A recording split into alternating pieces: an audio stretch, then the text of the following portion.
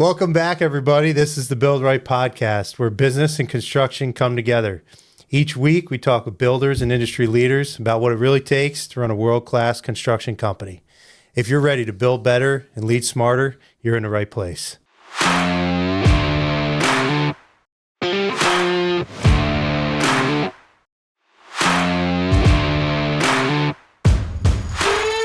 Welcome, everybody. With me today is Jerry Saliba. How you doing? Good, Jerry. How are you? Great. Happy to be here. Thanks for coming on. So you are a partner in C&J Custom Builders. Custom Builders Incorporated, right? Yep. Where are you guys based out of? We are out of Bethlehem, Delmar. Okay. Yeah. We've had an office there for about 16 years now, and operate in the general capital region area, probably Saratoga down to kind of the Hudson area. Are you from Bethlehem? I am born and raised in Bethlehem. Left for 6 years for the military, and then moved right back. Okay. What branch? I was Air Force. Nice. Yeah. Do you mind me asking what you did? So I was in the civil engineering squadron structures, so actually related to construction. That's kind of where I got my knowledge base, so that when I came out, my cousin and I got C&J Custom Builders going. So we were basically in charge of like maintaining the military base, working on the aircraft hangars, the buildings, and then on in deployed locations, we would actually be in charge of like constructing forward operating bases and things like that. Very cool. Yeah. So how old were you when you got in? So right out of high school, I was 18 when I went in, August of 2002. So I was actually a senior in high school when 9/11 happened, and I signed up for the military a month later. So 9/11 happened. I turned 18 in October, signed up for the Air Force, and the rest is history. Was that your plan? I had thought about it, but I was still kind of one of those seniors who didn't really know what they wanted to do, whether it was the college route. I always had an interest in flying, so the Air Force was kind of a natural fit. Unfortunately, they don't tell you that it's a lot harder to become a pilot as an enlisted member of the Air Force, as it actually is. So once I got in, I had chosen kind of the construction industry as one of my job options. That's where they put me, and I ended up enjoying it, learned a lot, and did my 6 years and got out and started the business. Did you ever want to get into or try to get into the flying once you were in, or you realized that was just too...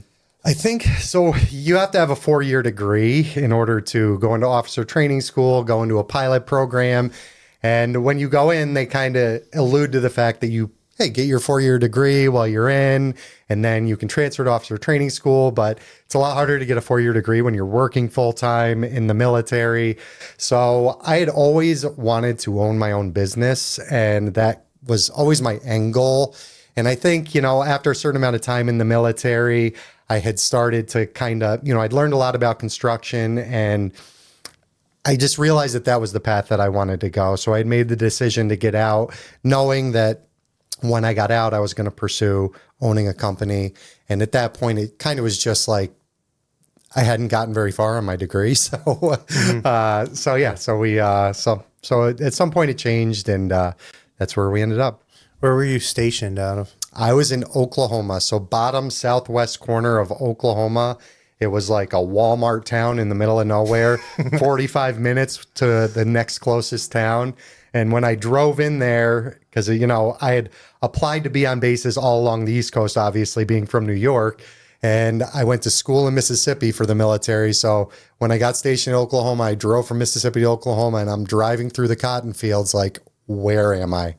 But I ended up loving it down south and the small town feel, and I was stationed there almost 5.5 out of my 6 years. So. Oh, really? Yep. I did a couple deployments, but other than that was my home base for the entire time I was in the military. How was the military, like working in it? Did you enjoy it? Yeah, I love the military. The thing is when you're in and you're young, you're kind of young and dumb, and you don't realize how good you actually have it. But the one thing that's unmatched in the military is the camaraderie that you form with your fellow military guys. The guys that you meet are your family. So You spend your holidays together and you go through the same things together. So you really form a brotherhood with the guys that you work with every day. And that's what I miss most being out of the military. And, when I did get out, like I said before, I wanted to start my own business, but the grass isn't always greener on the other side. I deployed a couple times and I was just like ready to get out. But then when you get into the civilian world, you're like, what did I do? So I always missed it and regretted a little bit getting out, especially now because I'd be retired. My 20 years would be over and I'd have a pension coming in. But all the knowledge that I gained in the military is what led me to be able to open and operate a successful construction company. So really everything that I have today is attributed to my 6 years in the military. So you learn a lot. And I appreciate my time. And one of my good friends that I was stationed with my entire 6 years is from Niagara Falls. We still keep in touch. He was actually visiting a couple weeks ago. So it was a great experience. And even for kids who don't know what they want to do now, I still highly recommend it as an option coming out of high school because you never really know where you're going to land. I didn't know I was going to get into the construction industry when I went into the military. Originally, I wanted to be a mechanic. I wanted to work on the aircraft. But when you go in, you get what they give you. You get a couple options, but they essentially choose your career field for you. And I think construction was like my third choice. I think it went aircraft mechanic, heavy equipment operator, construction, and I got my third choice, and it's where I learned everything that I apply to my business today. So, yeah. So the structure and the discipline had to have carried over. I mean, that had to have been such a huge factor for you, learning that in the military, getting out. Now no one's there to hold you accountable once you start your own business. So that, I'm sure, was a learning curve. Yeah, it all really sticks with you. It's the attention to detail factor of the military that you don't even necessarily know when you're in, that those are the skills that you're building, and they're hammering it in your mind, attention to detail, because obviously when we're working on things that house billion-dollar aircraft, one mistake could be costly. So you're building those skills of attention to detail. And then when you get out, you're implementing them and looking at other people like, how did you not catch that? And, so that's probably one of the most beneficial skills that you gain from the military, is just knowing, the consequences if you make mistakes, and making sure, or doing your best to make sure that you're not making them in the first place, and you're paying attention to all the things that you have to get done to have a successful project in the end. Mm-hmm. I've had this conversation with other people in the past, and also on the show, that were in the military that got into construction. And we talk about the structure, the discipline, the attention to detail. And I related a lot to collegiate sports. I wasn't in the military, but I played collegiate sports. And now in the industry, we have a reputation of, well, number one, always paying, but two, doing good work. And our attention to detail is up there. Yeah. And we don't miss much, and we'll make guys come back and fix things that a lot of other companies maybe wouldn't. Yeah. So you have like a meticulous reputation, right? Yeah. I'm okay with that. Yeah. And that's what's carried us, through 16 years. When we started our business, it was November of 2009. So the worst part of the recession, going into winter in upstate New York.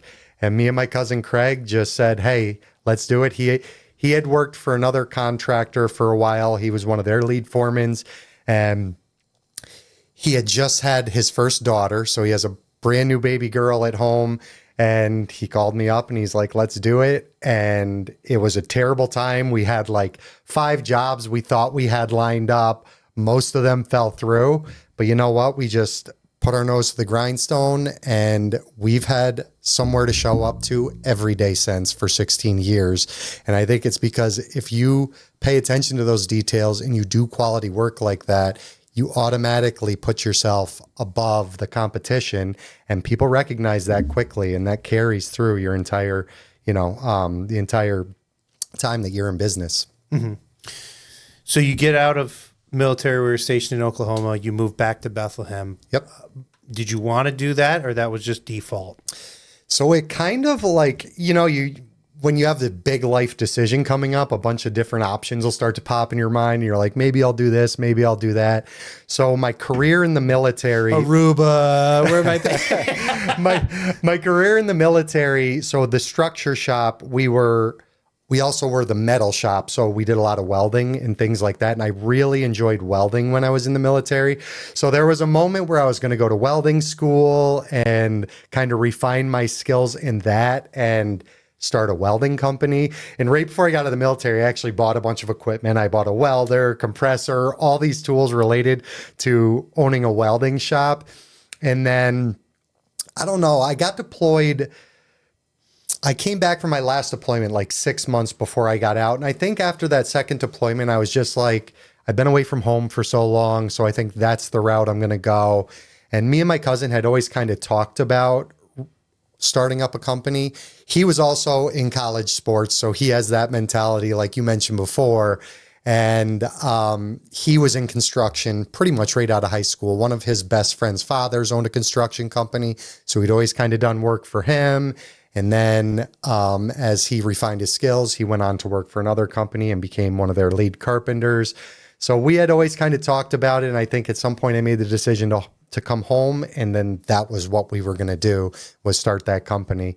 And after I got home, he wasn't quite ready. So I went to work for a welding company for a year.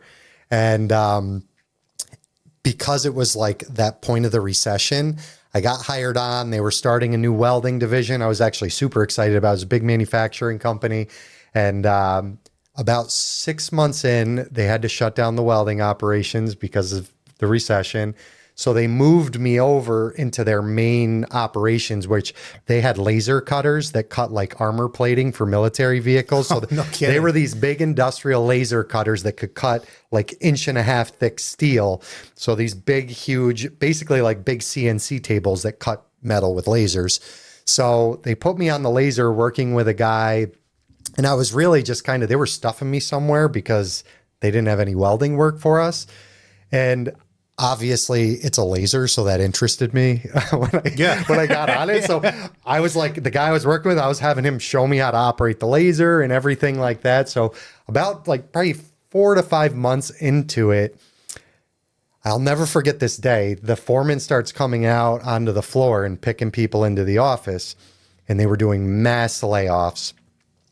So one by one, I mean, it was like you were just waiting for your time. They were about to put you out of your misery, and there was guys that worked for the company for a while who they were dragging out, and they were just making mass layoffs. And sure enough, the guy who hired me came out and grabbed me, brought me into HR. They were laying me off. And I was like, I can't, because I'm a hard worker. I've never been fired or anything, but this was just the nature of the economy. And I was one of the newest hires. So I was on the chopping block. So they laid me off. I get home and, you have this panic moment where you're like, I was like, why did I get out of the military? I got out of the military. There's no work available. And Craig wasn't ready to start a business yet. So I was already starting to think that might not be the option. So I go home.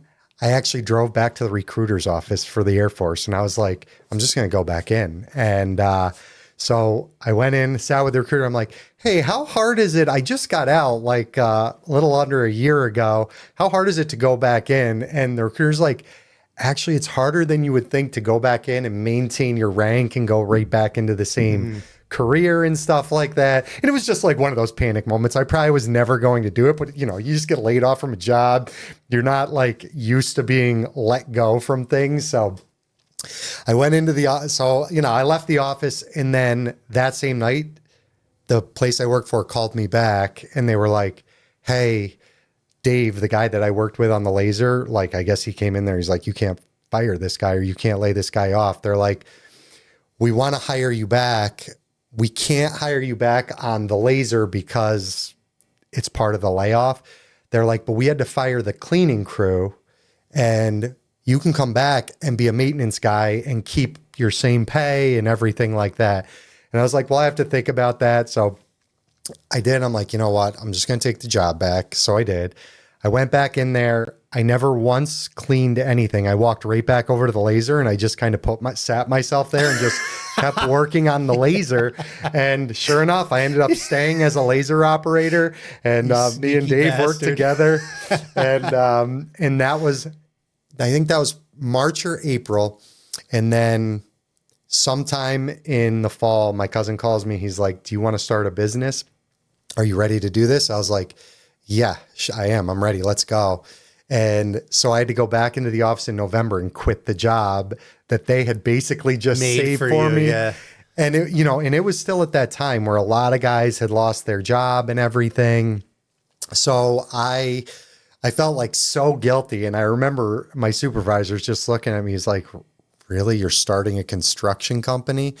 And I'll never forget this. On my last day, the vice president of the company came out on the floor. It was my last day. So he said goodbye to me. And he was like, you did a great job here. And there's always a place for you here if things don't work out.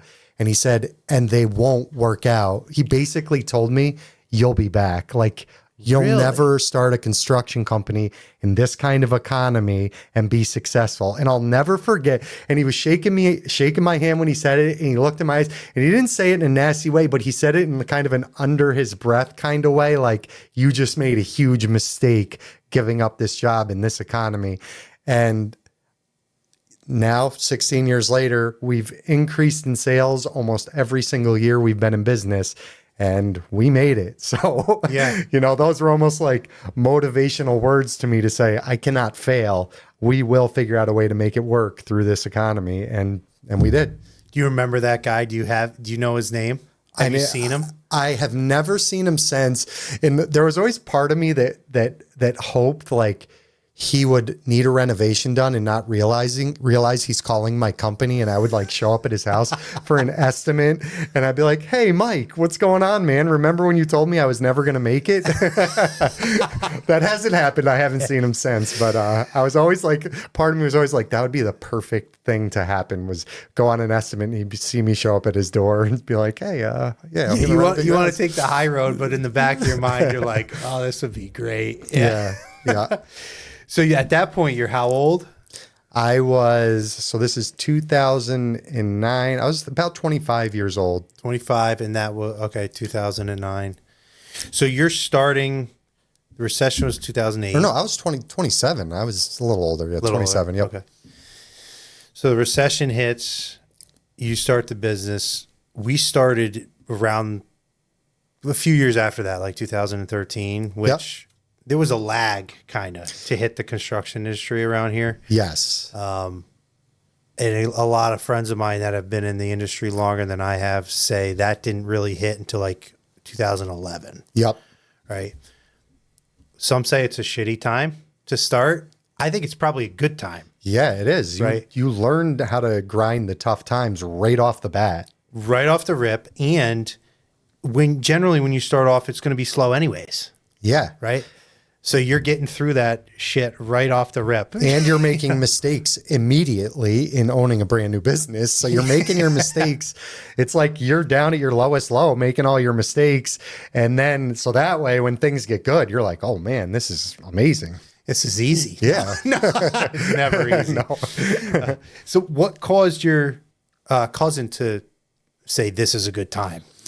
Honestly, I think the company that he worked for, he wanted more. He didn't love the way that things were being run, and he always wanted to do his own thing. And I think maybe, they had their daughter, and it was like kind of a now or never moment for him. And he called up and was just ready to go.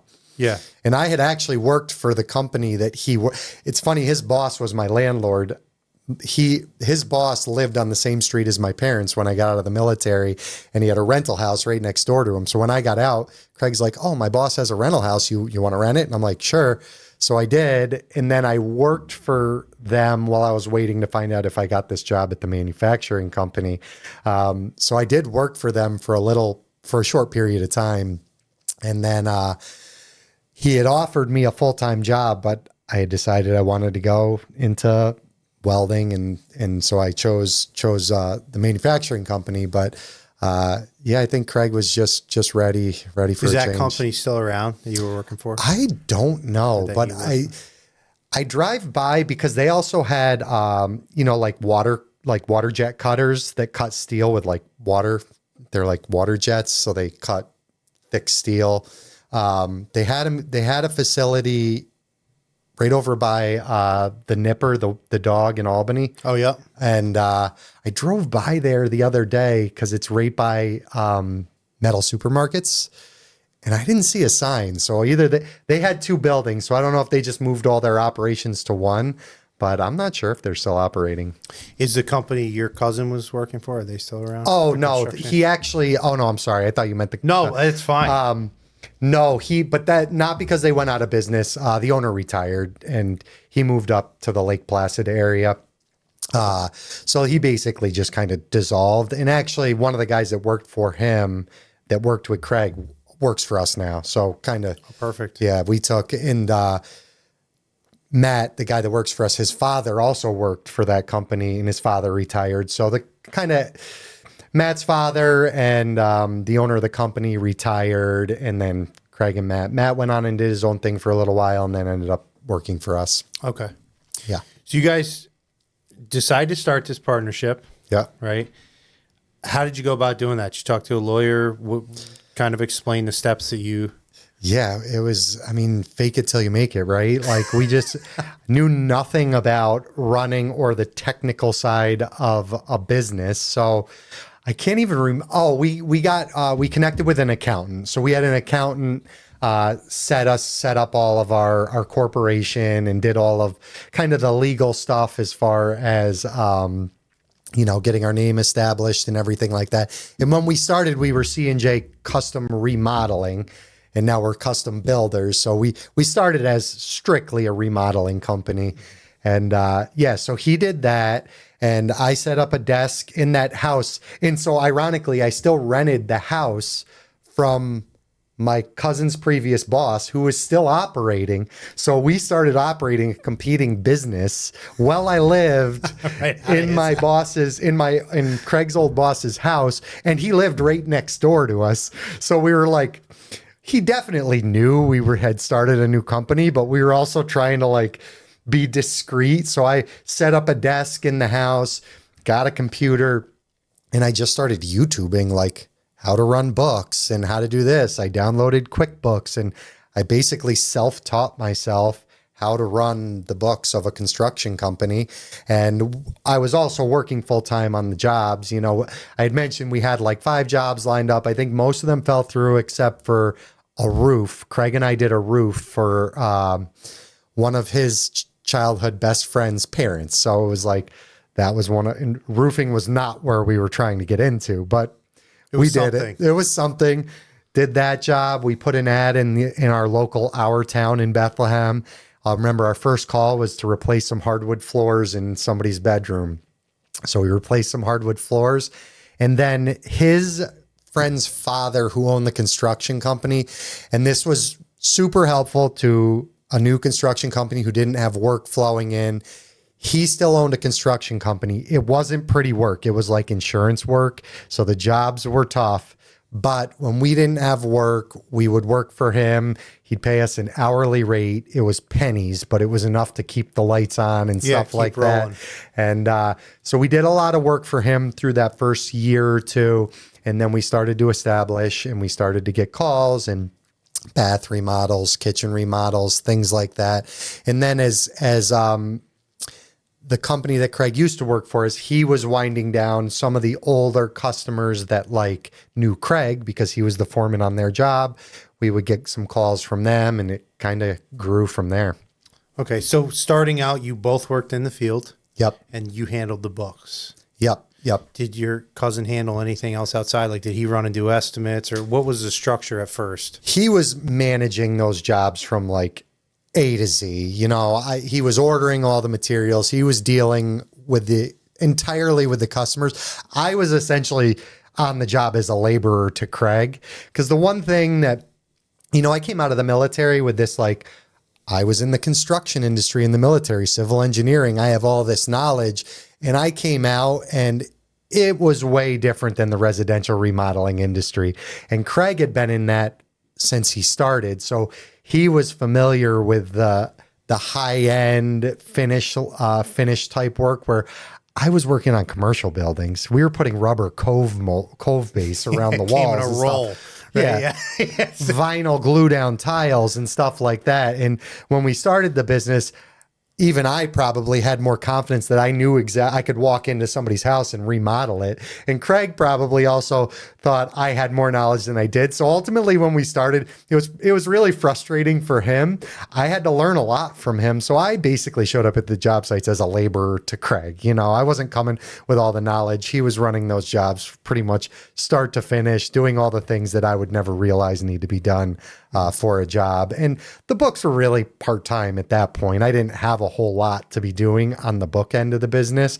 So, you know, I might have to take a day here, but most of the time I was doing it at night.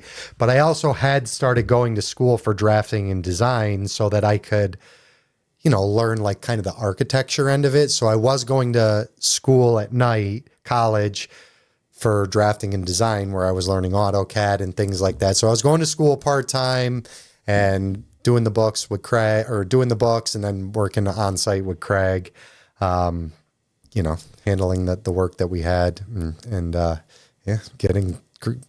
grinding it out in the beginning.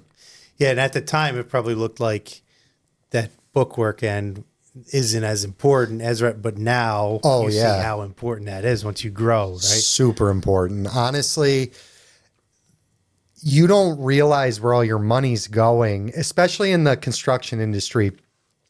Our cash flow swings so significantly because if we're doing a job that's several $100,000 on day one, a customer hands you a check for $100,000 and it goes in your bank account and you're like, oh, I got a ton of money in my bank account, 100,000. But you don't realize all that money's spent already. You know what I mean? Like you can't just go start buying equipment with that money because you have to buy the materials for the job. So only 5,000 of it's yours. Or exactly. And the majority of the money you're actually making on the job, you really don't see until that last paycheck. So you have to meticulously manage your money while the job is actually operating. And those are a lot of the mistakes I made in the beginning, is not accounting for things properly. And then all of a sudden at the end of the job, we've already spent all our profit because we just weren't accounting for and setting up. This is how much we have to spend today, and this is how much we have to spend 6 months from now, you know? Mm-hmm. So you learn that over the years, and it becomes a very important part of successfully operating, especially now that we're into primarily new construction homes and projects that go on for a year. Yeah. And I think that's one of the main points that makes it so important to grow naturally. Yeah. If you dive into stuff before you're ready, like if you dove into $1 million build right off the rip, you'd go upside down. It's almost like it happens for a reason, right? You 100%. Start off with these small projects, not because you want them, because you always want the big projects. Right, of course. But those aren't the ones you get.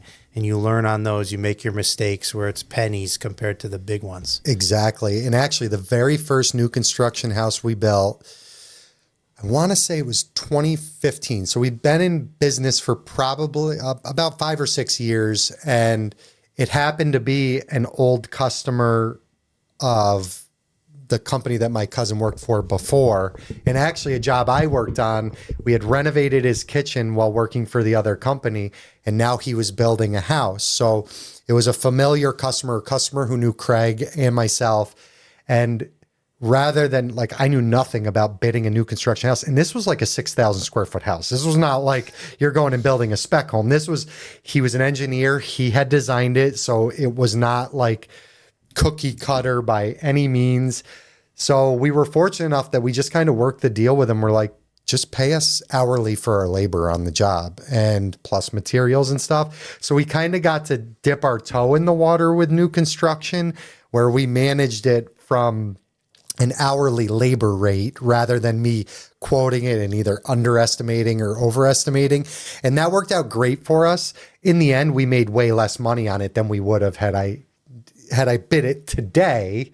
But also there was no risk. You know, we didn't have to worry about if you underbid a new construction, you could go in the whole 100 grand and it could put you out of business. You know, you can't make a mistake like that with $1 million home and underbid it, you know, because then you can't go crawling to the customer and be like, I made a bidding mistake, you know? Yeah. So we were fortunate. And then that got then I kind of learned everything that goes into the new construction. Craig also did, like, because he's operations. And then we got our new lead, a house burnt down. So it was kind of an insurance rebuild for a house. And then it was on to kind of snowballed from there and started to get architects who reached out to us and stuff like that. So now are you guys mainly focusing on new construction, or do you still do remodels? We're still doing additions. I've been trying basically since COVID to be exclusively new construction, but it's hard. We want to keep our guys busy all the time, and new construction's very heavy sub in the beginning. You know, foundation framing is a lot of subs, doesn't really require our guys to be there. So, you know, when that kind of stuff is going on with new construction, we'll have additions going on. And also, the market is tough right now for the consumers, for the customers. Things have gotten very expensive. And we've had projects that have had issues with the bank where they'll fall through at the last minute because the appraisal comes in under what the actual cost of the house is to build. So because we've had a couple fall through, we have additions and stuff kind of going on to keep the guys busy and stuff. But we've always kind of, like, our goal has been to be exclusively new construction. But, you know, the right projects come, additions, you know, on lake houses, higher end additions and stuff like that we'll continue to take on. Yeah. How many guys do you have currently in-house? So in-house, including myself, we were 5 and now we're only 4. We actually had a guy leave like 2 or 3 weeks ago. So we've been in the hiring process. So we've run kind of a lean and mean company for the last 3 or 4 years. And, you know, it's really hard to find guys, especially when you're doing custom homes where a higher level of finish is expected from your guys. And because we do, the finishing is our bread and butter, you know, it's hard to find guys who still have that skill or love doing it. They show up working for a construction company because they love carpentry. Those guys are few and far between now. So it's hard to find guys, and we've been struggling to find, you know, quality craftsmen. So we just run a tight ship with The core 4. Yep, the core 4. And the 2, one is Matt, that Craig has known for 20 plus years, working with him before our company and now. And the other is Gary, who is actually, my brother-in-law, he's his best friend. They grew up in Ireland. So they were best friends in Ireland.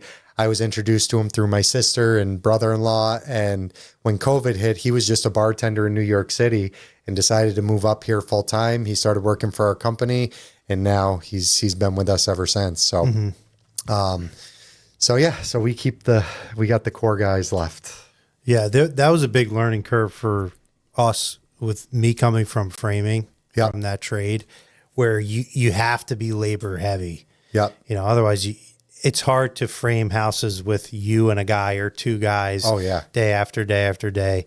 So you need at least 4 or 5 guys. And then if you want to have 2 projects, you need another 4 or 5. Yeah. So that's a good thing because you can scale it. Right. But you can't really be lean and mean. Yeah. You know, once we started getting into turnkey projects, remodels, new house builds, I realized how much you can kind of pull back. Yep. And have a core group of guys, or, you know, really a strong office presence is your most important position, which is crazy.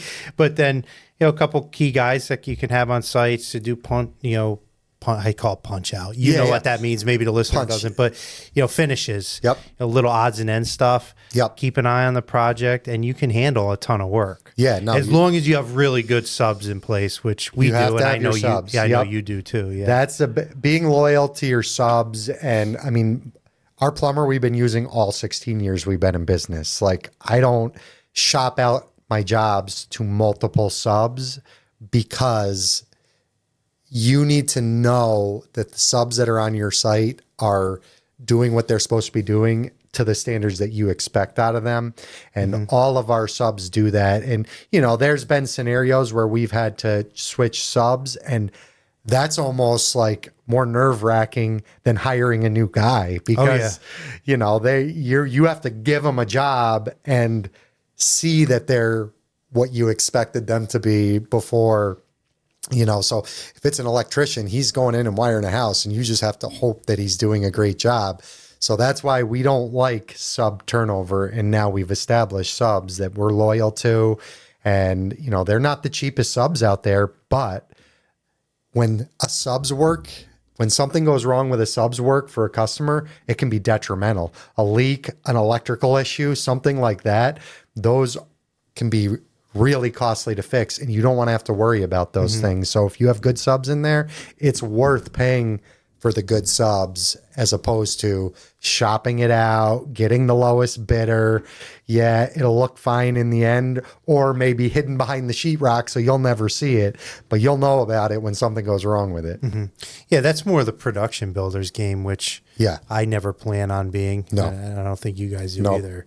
I have my plumber's roughing out a house for us today, actually. Yeah. And I was with him on site this morning and going through things. And just like you said, you trust them, but they start to know your work. Yep. They start to know that I like my shower heads at 84 inches. Yep. Standard is 80. So like we have all these different things that we put into houses that they work with another number of builders or custom guys like you or us. And they know their quirks. Yep. That's the best part, Yeah, 100%. And they may even know something you want done specifically on your job that they may not even agree with. They don't like doing it that way, but they're good. They do it that way because that's how we want it done. You know what I mean? It's funny. Our stair guy, who's phenomenal, Craig always tells these stories. He's always like, I'm like, do it this way. And he's like, no, this way's better. And, they're always kind of going back and forth. But in the end, it always looks good. And it's, you build a rapport like that with all your subs. Well, Dave said to me this morning, he goes, he always comes waltzing in the house with his hands thrown. Scott, what's going on? He's like, you got shower doors on the wrong side. We're going to move the valve on this side. I'm like, Dave, you just got here and you're starting to piss me off. Yeah. Oh no, you'll never stop them from complaining to you. That's the majority of your calls is subs. Hey, this.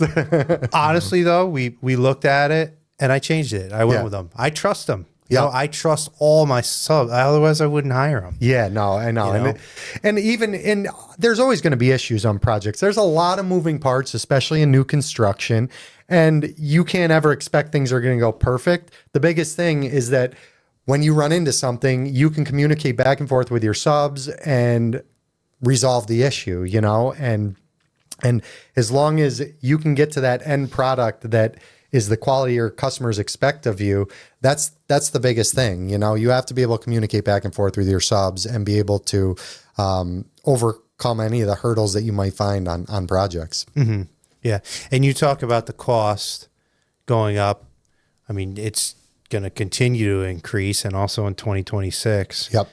What's going on with this all electric thing that we're currently fighting, trying to get pulled back. I mean, what are your thoughts on that? How do you feel? I mean, it's tough. Like, our job is to build an affordable house for our customers, right? And as prices go up, customers look at us as if we're the ones charging them more and we're just putting more money in our pocket. But that's not the case. We're fighting legislations and regulations and all of those kind of things that add cost to projects that it doesn't give you a bigger house. Or so to the customer, they're getting nothing more for their money except just added costs. And this electric van, I mean, well, I got to say, sorry to interrupt you. We're not only fighting it, we're spending a lot of our money on it. Yeah. Those memberships to CRBRA or New York State Builders Association, those aren't free. Right. Those are our representatives for the legislature. Yeah. That's honestly, that's why it's so important for as many builders, remodelers, companies that are in the construction industry to be members of these organizations like the Capital Region Builders Association. And because they're our only line of defense, when it comes to working all these regulations out with the legislators to help relieve some of the additional costs of, construction and things like that.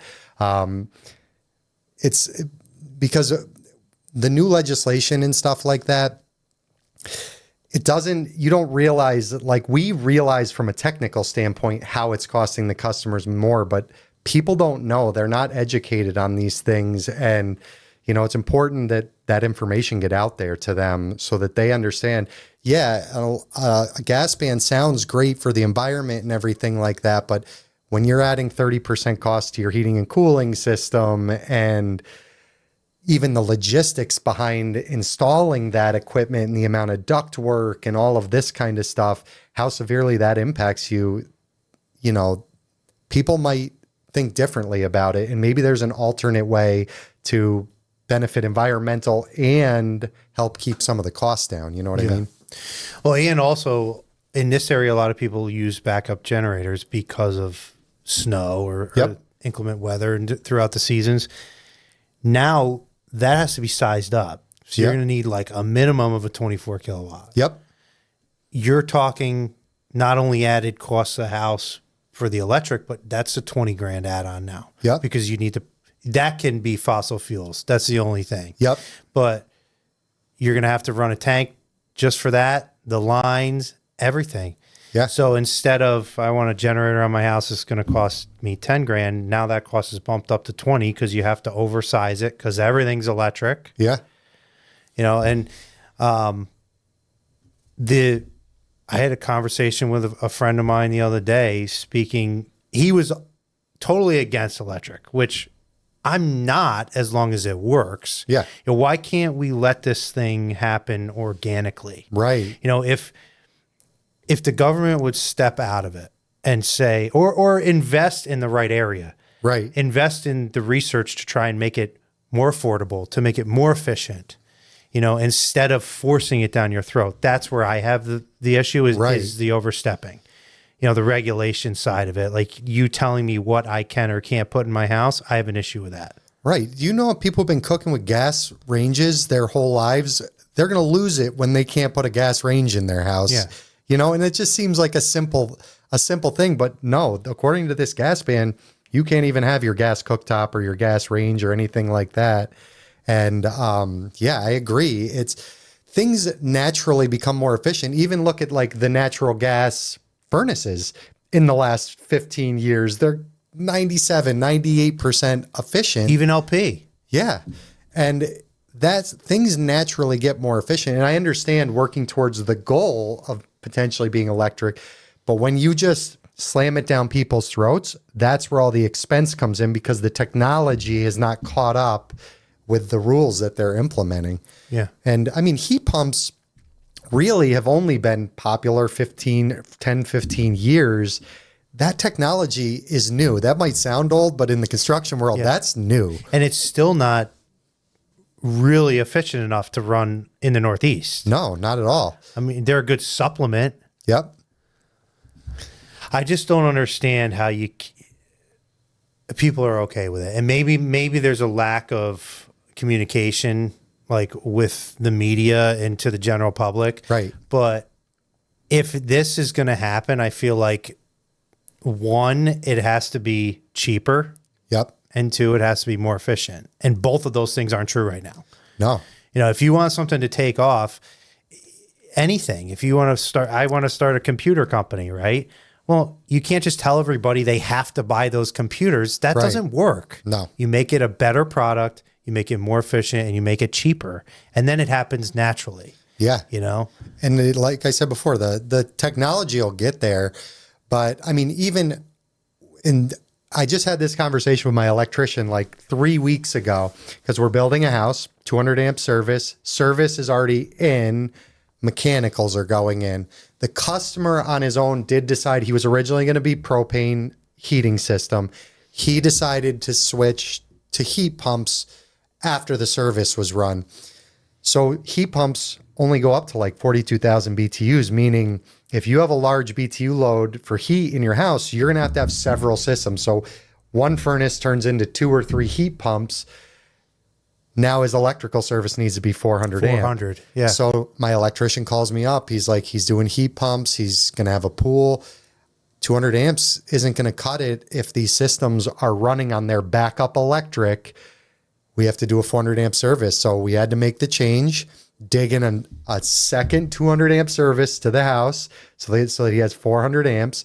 And then I said to my electrician, I go, I'm just going to start, when I bid projects now, I'm just going to start putting 400 amp services in, because that's what people are going to need for car chargers, heat pumps, all these things running on electricity that are coming from power plants anyway. I think like 70% of our electricity comes from coal burning power plants anyway. So we're just juicing the power plants. So yeah, that's a good point too, Jerry. Like if you can't run a house on one power plant, if you say furnace now with these heat pumps, because they have a maximum capacity, you're gonna need 2 or 3 for a decent sized house, that you could just have one furnace in and bump it up as long as it's laid out properly with your ductwork. Yeah, exactly. Yeah, because one furnace is one trunk line.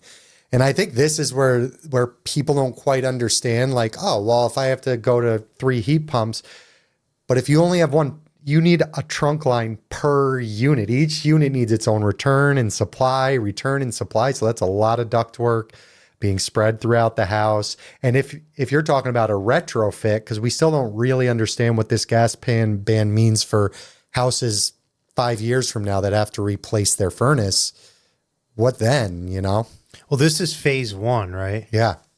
Yep. So they said eventually no one will be allowed.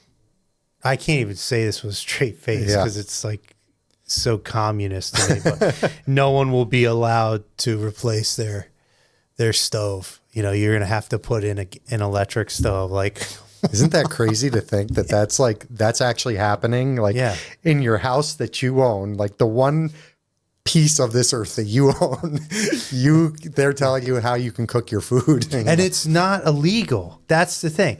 It's not like I'm trying to sell cocaine out of my house. Like, obviously you're not allowed to do that. You're telling me I can't use something that is legal. You know, natural gas. Haven't we been using fire to cook since we were on this planet? Yeah. And what about the ripple effect? I feel bad for a lot of these companies, like I'll use a name because we use them, Best Fire. Yep. They do all gas fireplaces. You know, they're still going to have the service end of things. Yeah. But that's going to take away their whole sales department.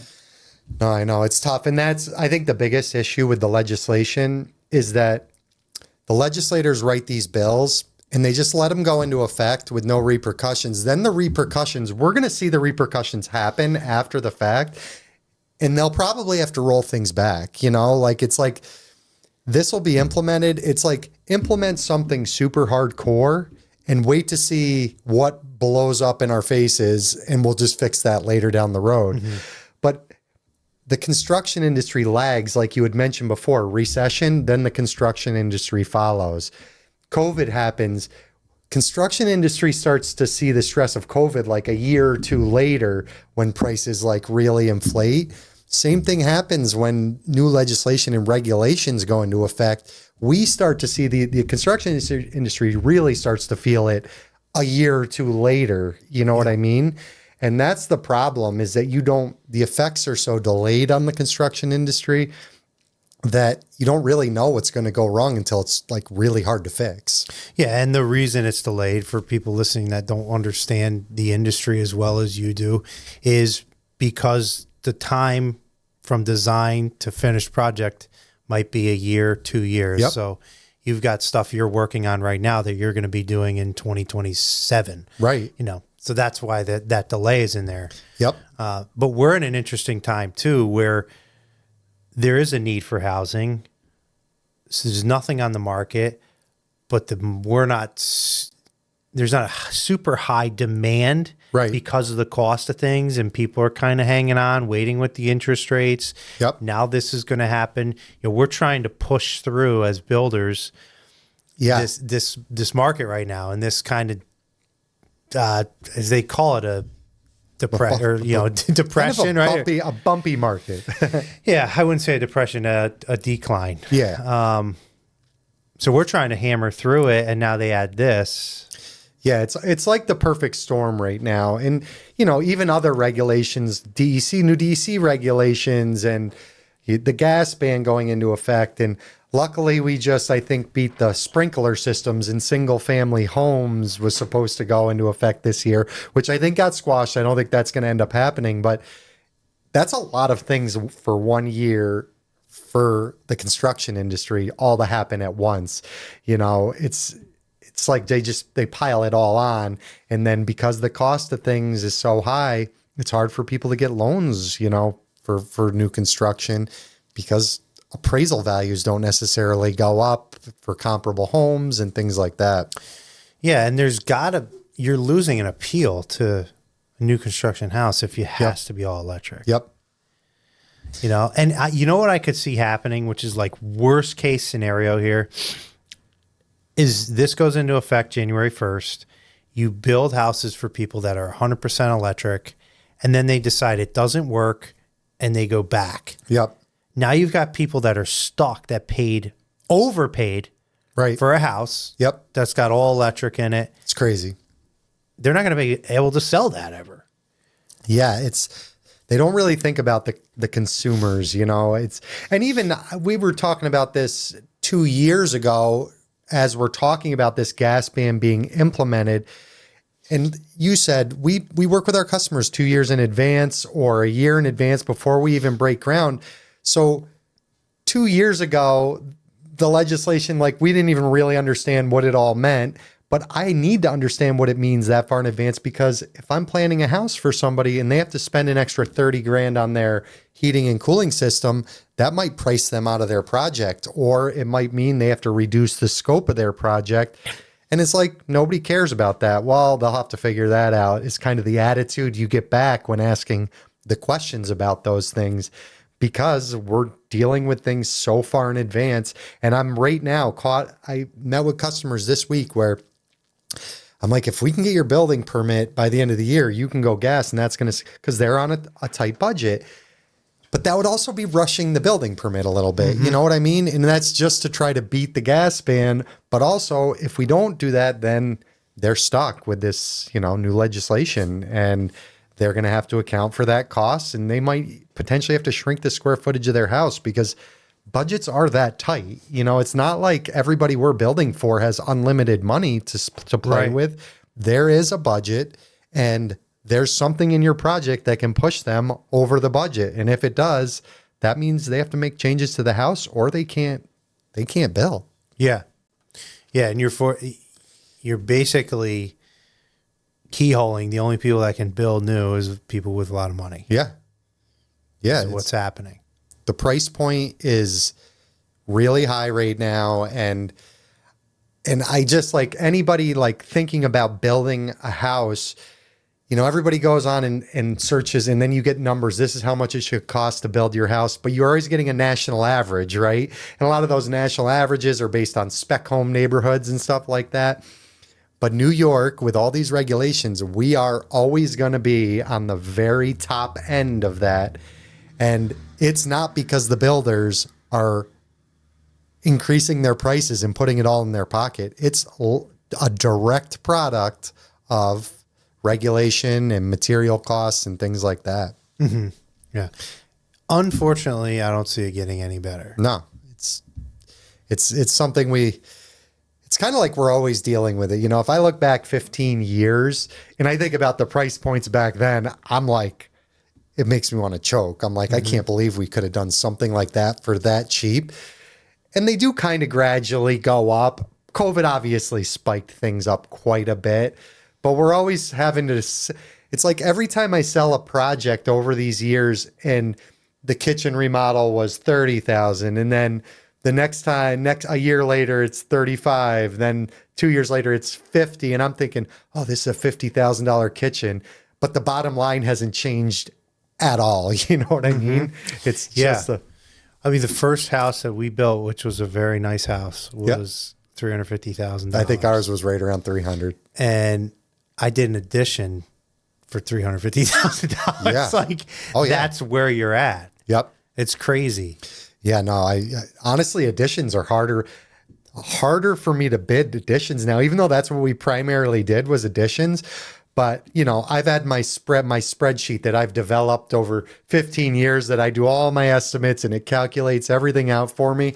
And because I don't do additions every day, I bid them. When I start plugging those numbers into additions, I'm like, this is almost as much as the new construction house. You Yeah. know what I mean? Like, Yeah.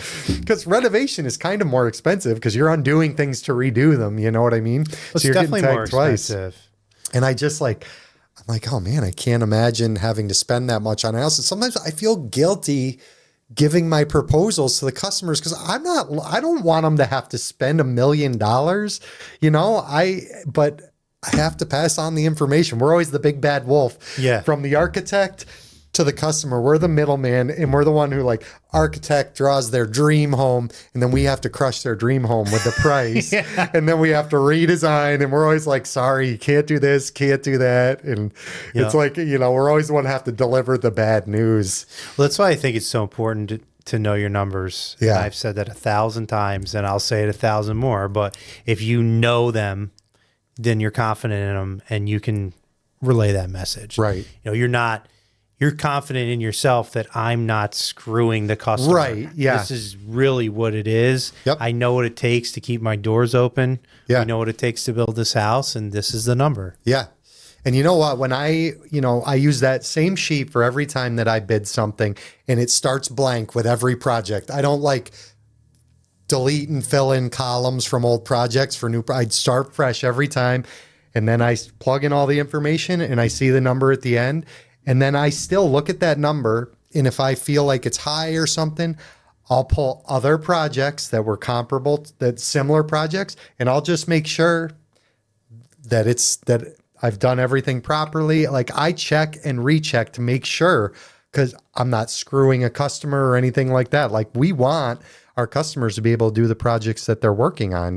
We want them to build their dream home or their dream addition and stuff. So we are, I'm always making sure that we're giving the fair price and that though the numbers are what they are because of what they've selected and, those kind of aspects of the project. Yeah. One of the hardest things for us is the ballpark stuff. Yep. Oh, it's actually, it's my least favorite thing to do too, because then you've got two options, right?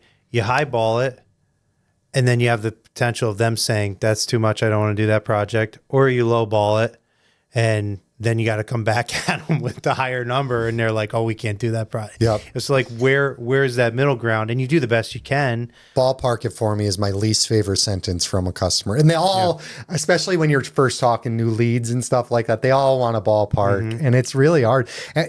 Or if you're going through value engineering and trying to reduce budget, they already have the plans, it's over budget, and they're like, well, what if I just remove this? How much will that save me? And I'm like, I have to go back through my numbers because I don't want to give you false information, or I don't want to be wrong and get your hopes up and then come back and it doesn't actually have the same impact you thought it would. It's What I found a lot of times, people want to remove something like, say, a screen room, right? Yep. Like, oh, what if we just remove the screen room and it's a covered porch? I'm like, all right, you saved yourself like $7,000. Right. And you're like, all right, screw it, just leave it in it. Yeah. Because it's the whole package. It's the whole package. Together. Yep. That's a hard message to relay. Yeah, it is hard. And then also if they're over budget, because I don't know if you guys, but we do a lot of allowances. So all your kitchen cabinets and stuff, which I assign values to those based on what I think they'll spend, similar to other projects, and what their kind of finish level is. So going in, I usually figure those on the high side, $45,000 for your kitchen cabinets. Yeah, you could go find $20,000 cabinets, but that's on you. And people find it hard. Like, I'm like, well, if you're very conservative with your material decisions, you can knock 30% off of this $250,000 in allowances, but you need to be conservative when you shop for your faucets and tile and make all those selections and stuff, because we really are, like, from a custom standpoint, we are they can go and get whatever tile they want from wherever they want. And this is your price. If it's $10 a square foot for your tile, you want to save money, find $4 a square foot tile, and 1,000 here, 1,000 there can make a significant difference in the overall cost of the house when you're talking about budgets and stuff like that. How do you handle them going to different suppliers? Can that become a nightmare for you, logistics wise? It can. I've pretty much gotten it down to where I like them to go to the specific places we like working with. And a lot of we have a lot of customers who are like live in New York City and they're building a second home. So we have to do all of that remote, and I'll try to connect them with our vendors. And a lot of times it works out, but sometimes they'll have a guy and we work with it. But usually if there's an issue, if there's an issue on a job, it's almost always related to that company that we weren't familiar with working for. So I just give a really like bold faced disclaimer. If the customer says, hey, I want to use this place or this place, I'm straight up. I'm like, we've never worked with them. So I'm just telling you, if we have issues with them, there could be additional costs or things like that.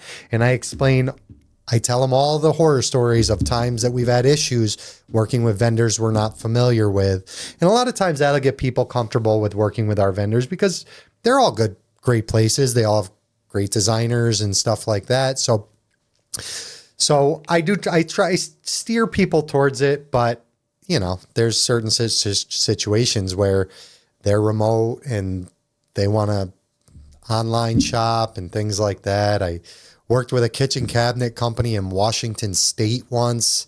And I'm just like, because people don't realize you need to make sure all the fillers are right and spacing is exact, because kitchen cabinets aren't just one size fits all. There's, you're going into corners which aren't perfectly square, so you need fillers.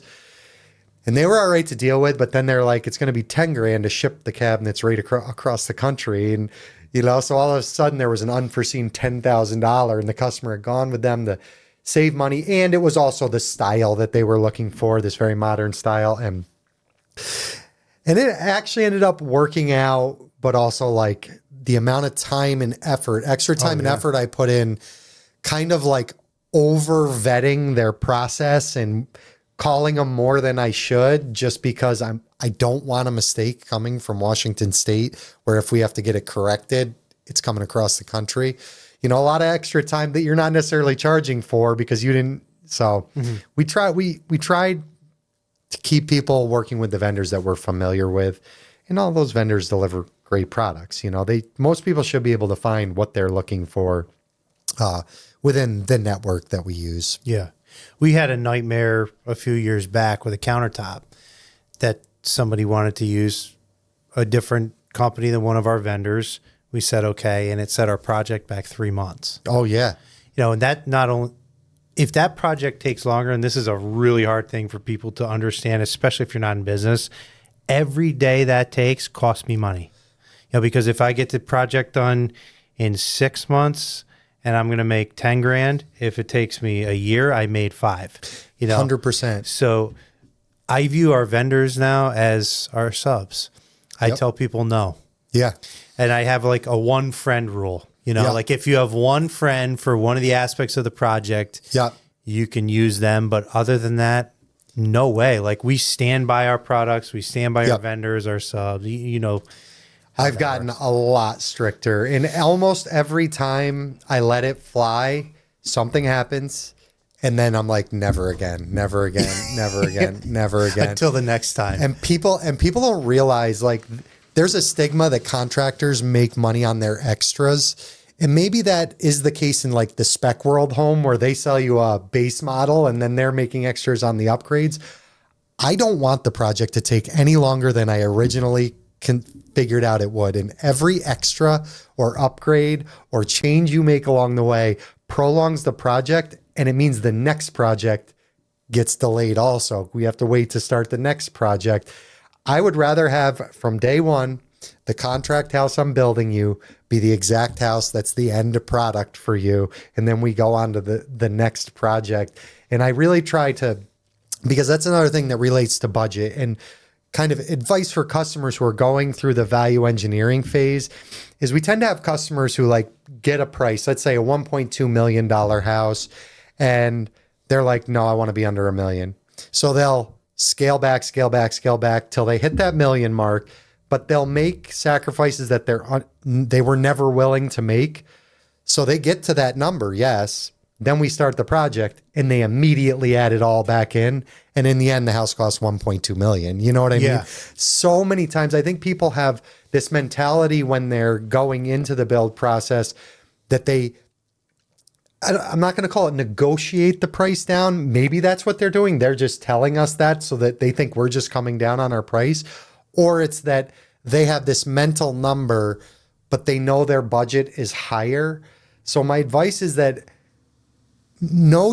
establish your exact budget before you even start the process, before you go to an architect, before you do all this. Know your end budget. That way you can design underneath that budget as opposed to over designing, scaling back. And when you finish those plans, that should be as close to your final product as possible. You know, and I understand there's always going to be changes. Hey, build me some built-ins or things like that. But it drives me crazy when I bid a project and I have all that stuff in there, then they eliminate it all just to add it right back in. Yeah. You know what I mean? And it's like probably 8 or 9 times out of 10 that happens. You know, very few times do I have somebody budget that project down and it sticks right at that budget. To be fair, a lot of people doing custom builds have already built before, but on like the production level. Yep. And I feel like that model is totally different. Completely different. Where their, friends or parents or whoever built before them said, save 20%. Right. Yeah, because you're going to have 20% in upgrades. Like on the custom end, we're figuring it down to the hinges, down to the screws on the door. Every single thing. So we try and have that all in the project budget on day one. I don't like surprises. And honestly, I don't. Yeah. Because that's embarrassing for me. Yeah. Because usually if there's a surprise, it's because I forgot something. Right.